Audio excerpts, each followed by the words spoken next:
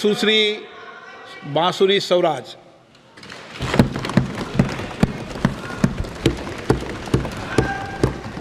आदरणीय अध्यक्ष जी, मैं माननीय अनुराग ठाकुर जी द्वारा प्रस्तुत राष्ट्रपति अभिभाषण पर धन्यवाद प्रस्ताव का समर्थन करने के लिए आपके समक्ष उपस्थित हुई। अध्यक्ष जी, मैं आपका और अपनी पार्टी का धन्यवाद करती हूं कि इतने महत्वपूर्ण मुद्दे पर मुझे अपना मत रखने का अवसर मिला है। अध्यक्ष जी, ये राष्ट्रपति अभिभाषण ऐतिहासिक है। इसमें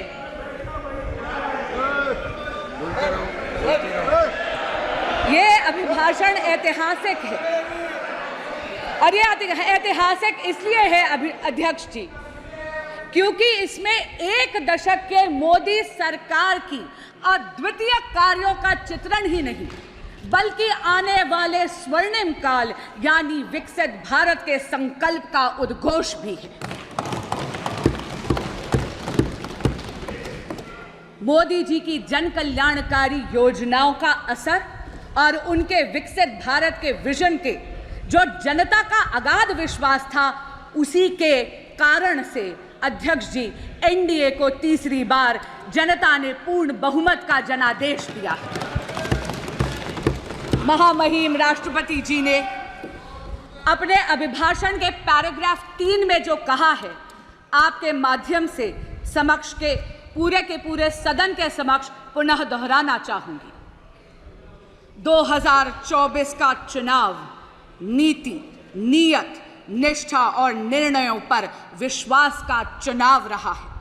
मजबूत और निर्णायक सरकार में विश्वास, सुशासन, स्थिरता और निरंतरता में विश्वास, ईमानदारी और कड़ी मेहनत में विश्वास, सुरक्षा और समृद्धि में विश्वास, सरकार की गारंटी और डिलीवरी पर विश्वास, विकसित भारत के संकल्प में विश्वास।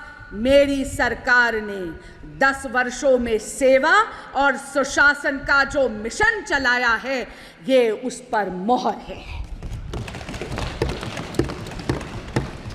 अध्यक्ष जी, एक दशक में ये पहली बार ऐसी सरकार भारत में आई है जिसकी कथनी और करनी में अंतर नहीं है। जो कहा वो किया। धारा 370 हटाई, जो कहा वो किया। भव्य राम मंदिर का निर्माण किया, जो कहा वो किया। सीएए लेकर आए, जो कहा वो किया। 1 रैंक 1 पेंशन लाए, जो कहा वो किया। मेक इन इंडिया की नींव रखी, जो कहा वो किया। पिछले 10 वर्षों में मोदी सरकार ने भारत की अर्थव्यवस्था को इतना सशक्त करा है कि अध्यक्ष जी, हम 11वीं सबसे बड़ी अर्थव्यवस्था की जगह मात्र एक दशक में विश्व की वैश्विक पटल पर 5वीं सबसे बड़ी अर्थव्यवस्था बने। और अध्यक्ष जी, ये असाधारण परिस्थितियों में हुआ है। पूरा का पूरा विश्व कोविड-19 की महामारी से जूझ कर निकला है। अभी भी विश्व के कई देश हैं जो युद्ध की अग्नि में झुलस रहे हैं, लेकिन भारत मोदी जी के नेतृत्व में वैश्विक पटल पर तीसरी सबसे बड़ी अर्थव्यवस्था बनने के पथ पर अग्रसर है। हमारे माननीय प्रधानमंत्री नरेंद्र मोदी जी ने 2047 तक भारत को एक विकसित राष्ट्र बनाने का एक संकल्प लिया है। इस संकल्प के 4 मुख्य स्तंभ हैं। पहला स्तंभ युवा शक्ति, दूसरा नारी शक्ति, तीसरा किसान कल्याण और चौथा गरीब कल्याण। अध्यक्ष जी, यदि आप युवा शक्ति की बात करते हैं तो किसी भी प्रकार का अवसर यदि आप भारत की युवा शक्ति के समक्ष प्रस्तुत करते हैं तो उस अवसर का लाभ लेने के लिए युवा शक्ति चूकती नहीं है। शिक्षा के पर्याप्त अवसर हुए, इसके लिए मोदी सरकार ने एक दशक में 7 नए IITs, 16 नए ट्रिपल IITs, 7 नए IIMs, 15 AIIMS hospitals, 315 medical colleges और 390 नए विश्वविद्यालय स्थापित करे हैं। स्टैंड अप इंडिया और स्टार्टअप इंडिया की अगर हम बात करें तो इन दो योजनाओं के कारण अध्यक्ष जी, देश का युवा जॉब सीकर की जगह जॉब क्रिएटर बना है। इस जॉब क्रिएशन से वेल्थ क्रिएशन की तरफ वो अग्रसर है। और आप जैसे माननीय अनुराग ठाकुर जी ने भी सदन के समक्ष रखा, आज भारत स्टार्टअप इकोसिस्टम में विश्व की 3rd लार्जेस्ट इकोसिस्टम है। अध्यक्ष जी, मुद्रा योजना में स्वरोजगार के लिए आप ये देखिए 46 करोड़ युवाओं ने 26 लाख करोड़ रुपए का ऋण आसानी से लिया है। आज देश में 1,81,000 स्टार्टअप कंपनियां हैं, जिसमें से 100 से अधिक यूनिकॉर्न्स हैं। पिछले 10 वर्षों में Bharat ease of doing business के इंडेक्स पे 142nd पोजीशन से 63rd पोजीशन पे पहुंचा है। और पिछले 24 वर्षों में यानी 2000 से 2024 में ही भारत में कुल $990.97 बिलियन का FDI आया है, जिसमें से अध्यक्ष जी 67% यानी $667.4110 बिलियन मात्र पिछले एक दशक में एनडीए की सरकार में आया है। Today, Bharat has become a leader in the world of manufacturing. चाहे इलेक्ट्रॉनिक्स हो, चाहे ऑटोमोबाइल हो, चाहे रक्षा उपकरण हो, भारत एक अग्रणी निर्माता के रूप में वैश्विक पटल पर उभर रहा है। और इस नई दुनिया में microchips are the new oil. Semiconductors और चिप मैन्युफैक्चरिंग की दुनिया में भारत कहीं पीछे ना छूट जाए, इसके लिए मोदी सरकार 1.25 लाख करोड़ रुपए का इंफ्रास्ट्रक्चर पहले ही उद्घाटित कर चुकी है। असम में 27,000 करोड़ का सेमीकंडक्टर का प्लांट भी बन रहा है। वो दिन दूर नहीं अध्यक्ष जी, जब चिप मैन्युफैक्चरिंग और सेमीकंडक्टर्स की दुनिया में Bharat will be a global leader. प्रधानमंत्री नरेंद्र मोदी जी के नेतृत्व में भारत में बहुत ही ट्रांसफॉर्मेटिव प्रोग्राम्स आए हैं, जैसे डिजिटल इंडिया, जैसे मेक इन इंडिया, जैसे स्टार्टअप इंडिया। इनके कारण भारत के युवाओं की एंटरप्रेन्योरियल स्पिरिट को बहुत ज्यादा प्रोत्साहन मिला है। अब हम आते हैं विकसित भारत के दूसरे स्तंभ पर, यानी नारी शक्ति। अध्यक्ष जी, हम सब ने सुना है कि चूल्हे की रोटी का स्वाद बड़ा गजब है, लेकिन उस चूल्हे की रोटी के स्वाद के चक्कर में मेरे देश की मातृशक्ति के फेफड़े झुलस जाते हैं। पहले जाती है, लकड़ी काटती है या लकड़ी बींदती है, गठरी सर पर लेकर आती है, 20 से 25 मिनट लगते हैं चूल्हा सुलगाने में। लेकिन नरेंद्र मोदी जी ने 10 करोड़ से ज्यादा उज्ज्वला गैस कनेक्शंस देके मातृशक्ति को धुएं की जिंदगी से निजात दी। हमारे देश में बचत की आदत हमारे देश में एक एक को मातृशक्ति ने सिखाई है। आप सबको याद होगा वो नानी जो रामायण के पन्नों में पैसे छुपाती, वो दादी जो चीनी के जार में पैसे छुपाती है। अरे उन चोरी के पैसों से कुल्फी फलूदा खाने की मिठास ही अलग है। लेकिन कितनी अचंभे की बात है अध्यक्ष जी, जिस मातृशक्ति ने देश को बचत सिखाई, उनके पास बैंक अकाउंट ही नहीं थी। नरेंद्र मोदी जी प्रधानमंत्री जन धन योजना के तहत देश की मातृशक्ति को फॉर्मल बैंकिंग सेक्टर का उन्होंने उसे हिस्सा बनाया। अध्यक्ष जी, 50 करोड़ से अधिक बैंक के खाते खुले प्रधानमंत्री जन धन योजना में, जिसमें से 56% महिलाओं के खाते थे। हमारे यशस्वी प्रधानमंत्री नरेंद्र मोदी जी ने यह भी सुनिश्चित करा कि महिलाओं के स्वरोजगार के लिए उनके पास आर्थिक सपोर्ट यानी फाइनेंशियल सपोर्ट की उपलब्धता हो। प्रधानमंत्री मुद्रा योजना के तहत कुल ऋण जो सैंक्शन हुए हैं, उसमें से 69% महिलाओं के लिए सैंक्शन हुए। इसी तरह स्टैंड अप इंडिया के तहत अध्यक्ष जी 84% ऋण महिलाओं के लिए सैंक्शन हुए। एनडीए सरकार ने 1 करोड़ लखपति दीदी का जो टारगेट रखा था सेल्फ हेल्प ग्रुप मूवमेंट के माध्यम से, वो तो पहले ही लक्ष्य प्राप्ति हो गई है। इसलिए मोदी सरकार ने अब ये लक्ष्य बढ़ाकर 3 करोड़ महिलाओं को लखपति दीदी बनाने का रखा। अध्यक्ष जी, महिलाओं को सशक्त बनाने के उद्देश्य से प्रधानमंत्री जी लाए हैं नमो ड्रोन दीदी। मेरे देश की बहन बेटियां अब ड्रोन पायलट बनेंगी। न केवल इससे कृषि कार्य में आधुनिक तकनीक का इस्तेमाल होगा, लेकिन आप ये देखिए समाज की सोच में भी अंतर पड़ेगा। It is going to not only leverage technology for modernisation of agrarian economy of India, but also will ensure a tectonic shift in the psychology of the society. Namo drone Didi Viksit Bharat के 2 पहलुओं को छूती है, कृषि कल्याण और महिला शक्ति।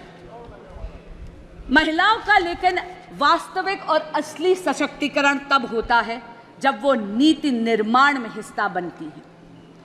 अध्यक्ष जी, यहाँ पे कई सदस्य हैं, यहाँ पे आदरणीय हरसिमरत कौर जी भी बैठी हैं, वो तो स्वयं इस बात की साक्षी हैं कि 16वीं लोकसभा में तब की माननीय विदेश मंत्री श्रीमती सुषमा स्वराज ने राष्ट्रपति अभिभाषण के धन्यवाद प्रस्ताव के अनुमोदन के वक्त एक इच्छा प्रकट करी थी 33% महिला आरक्षण के लिए, ताकि महिलाओं का राजनीतिक सशक्तिकरण हो सके। अध्यक्ष जी, मेरा मन प्रफुल्लित हो उठता है ये कहते हुए कि प्रधानमंत्री नरेंद्र मोदी जी और उनकी सरकार ने 17वीं लोकसभा में ही ये स्वप्न हकीकत में तब्दील कर दिया। अध्यक्ष जी, 18वीं लोकसभा में सुषमा स्वराज की दी हुई ये आंखें नारी शक्ति वंदन अधिनियम को लागू होते इस सदन में देखेंगी और इस ऐतिहासिक पल की साक्षी बनेंगी। विकसित भारत का अगला स्तंभ है किसान कल्याण। अध्यक्ष जी, एनडीए सरकार के लिए अन्नदाता देवतुल्य है और इसीलिए एनडीए सरकार ने इन देवतुल्य किसानों के लिए 3,20,000 करोड़ रुपए पीएम किसान सम्मान निधि के तहत पहले ही वितरित कर दी है।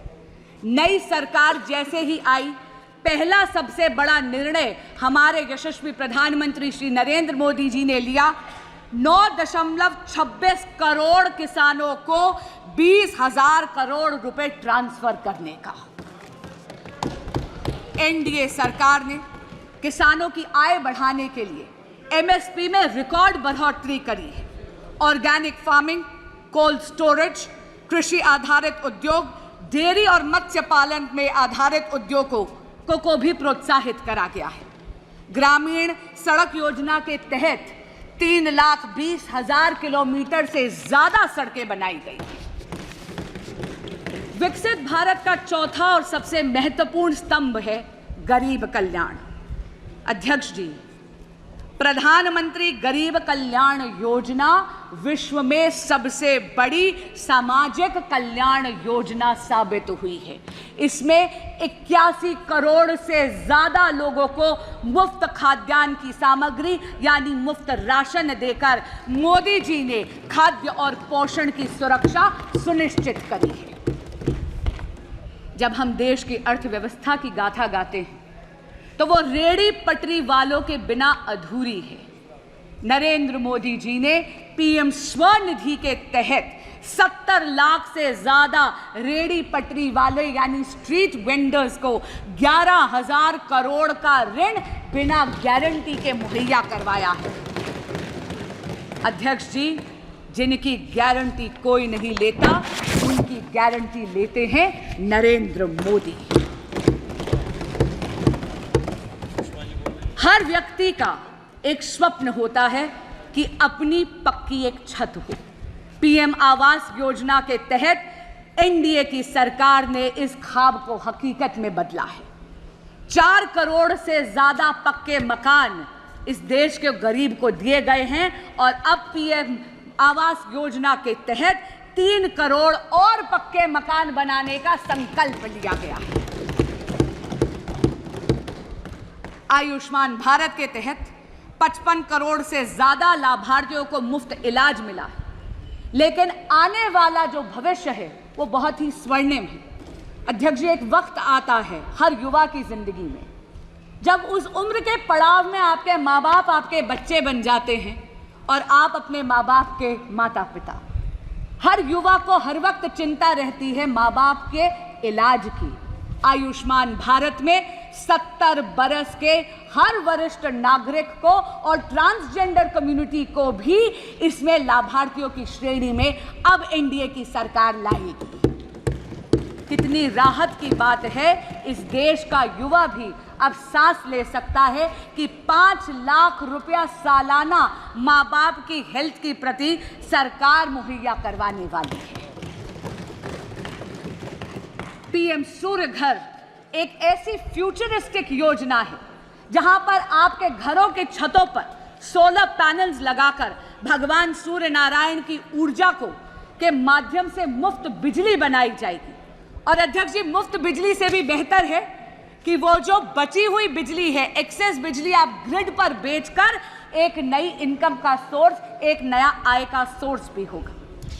लेकिन मोदी सरकार अलग है अध्यक्ष जी, केवल नीति निर्माण ही नहीं करती, केवल योजनाएं ही नहीं बनाती, केवल उन योजनाओं का लाभ जन जन तक नहीं पहुंचाती, लेकिन वो लाभ सुनिश्चित हो, लास्ट माइल डिलीवरी हो, उसके लिए विकसित भारत संकल्प यात्रा भी निकालती है।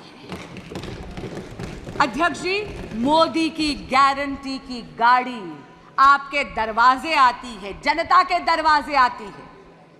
सभी सरकारी योजनाएं एक ही छत के नीचे है। आपको आधार कार्ड बनाना है, काउंटर वही है।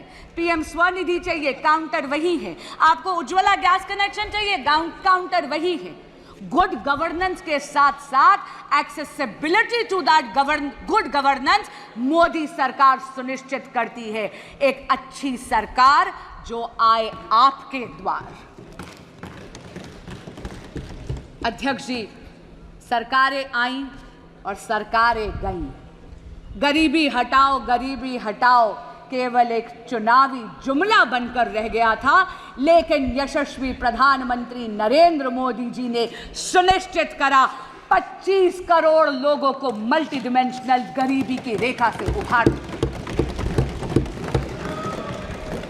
आज का दिन एक बहुत ही महत्वपूर्ण दिन है। अध्यक्ष जी, मैं स्वयं एक वकील हूं और खुद अपने व्यक्तिगत अनुभव से कहती हूं कि आज का दिन 1 जुलाई हम वकीलों की फ्रेटर्निटी में उत्साह का माहौल लाने वाली है, क्योंकि 1 जुलाई से भारत में भारतीय न्याय संहिता लागू हो रही है।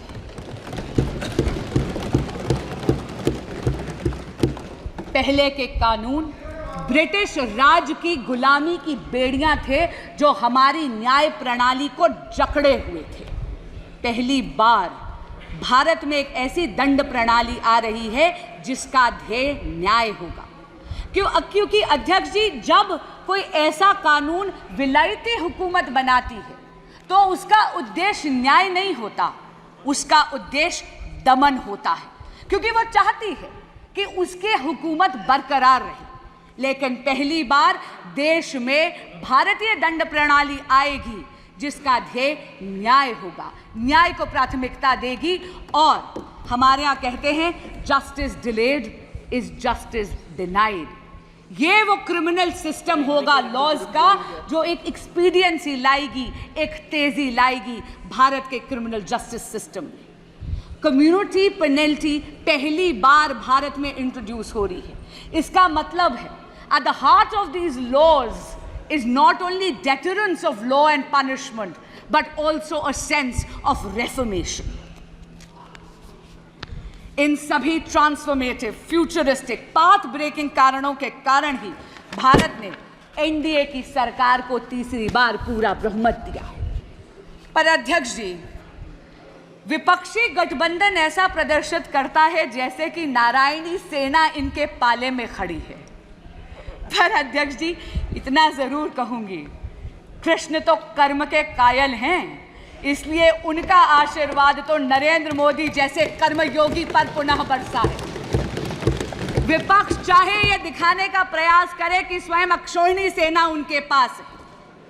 अध्यक्ष जी, बहुत चौंकाने वाली बात है कि वो विपक्ष जिसने आपातकाल लगाने का अधर्म करा, वो विपक्ष जिसने भारत के संविधान को गला घोटने का अधर्म करा, जिसने इस देश के लोकतंत्र की हत्या करने का अधर्म करा, वो विपक्ष जिसके गठबंधन के सदस्य आज भी दिल्ली में एक कॉन्स्टिट्यूशनल क्राइसिस क्रिएट करते हैं क्योंकि वो अपनी जिद पे अड़े हुए हैं कि वो अपनी सरकार जेल से चलाएंगे।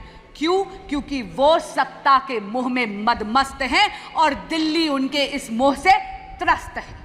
अध्यक्ष जी, बड़ी अजीब बात है, दिल्ली आज पानी के लिए तरस रही थी, एक बारिश हो गई तो पानी से त्रस्त हो गई। लेकिन ऐसा लगता है कि विपक्षी गठबंधन में या आम आदमी पार्टी में एक आपातकाल और एक अकाल पड़ा हुआ है कॉम्पिटेंस का और टैलेंट का, और इसीलिए माननीय मुख्यमंत्री अरविंद केजरीवाल जी मुख्यमंत्री की सीट को जकड़ कर बैठे हैं। मैं पूछना चाहती हूं, ऐसा विपक्ष जो पॉलिसी पैरालिसिस का अधर्म करता है, जो लैक ऑफ गवर्नेंस का अधर्म करता है, वो धर्म की बात कर कर इस सदन में कैसे आड़े आ सकता है जब ये सदन इमरजेंसी की रेजोल्यूशन पास करना चाहता है, इस इमरजेंसी का खंडन करते हुए। अध्यक्ष जी, मुझे एक प्रसंग याद आता है। महाभारत में युधिष्ठिर को जब अकर्मण्यता ग्रसित कर गई तो वो पितामह भीष्म के पास गए।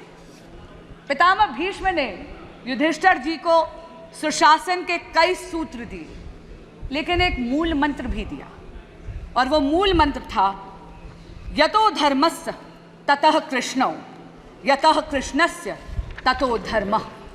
जहाँ धर्म है वहाँ कृष्ण है, जहाँ कृष्ण है वहाँ विजय है। अध्यक्ष जी, धर्म तो नरेंद्र मोदी जी के ही पाले में खड़ा है। लोकतंत्र में मतदाता देवतुल्य होता है। 6 दशक में तीसरी बार लोकतंत्र में भारत के देवतुल्य मतदाता ने विजय श्री का आशीर्वाद एनडीए की सरकार को नरेंद्र मोदी जी के नेतृत्व में दिया है। कुछ दिन पहले मैंने टीवी पे देखा, विपक्ष के एक बहुत ही बड़े नेता मीडिया के बंधुओं से अयोध्या धाम से जीते हुए अपने जनप्रतिनिधि का परिचय करवा रहे थे और उन्होंने कहा, ये हैं अयोध्या के राजा। अध्यक्ष जी, ये विपक्ष की राजसी मानसिकता को परिलक्षित करता है। अध्यक्ष जी, हम तो सत्ता पक्ष में होकर भी सेवा परमो धर्मो वाले, राष्ट्र सर्वोपरि वाले हैं। हमारे तो यशस्वी प्रधानमंत्री भी अपने आप को देश का प्रधान सेवक कहते हैं।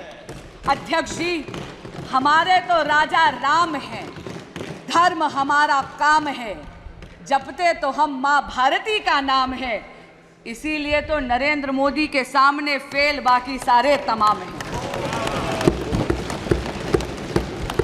रिफॉर्म, परफॉर्म और ट्रांसफॉर्म के वर्क एथिक के साथ सबका विकास, सबका विश्वास और सबका प्रयास, इस मूल मंत्र को आत्मसात करते हुए विकसित भारत के संकल्प को सिद्धि तक लेकर जाएगी एनडीए की यह सरकार, मुझे ये पूर्ण विश्वास है। लेकिन मैं साथ में ये आशा भी करती हूँ कि ये सदन एकजुट होकर उस संकल्प को सिद्धि तक ले जाने में मदद अवश्य करेगा। अध्यक्ष जी, आपने मुझे समय दिया और अपनी बात कहने का अवसर दिया, आपका बहुत बहुत धन्यवाद। मैं पुनः इस धन्यवाद प्रस्ताव का अनुमोदन करती हूँ।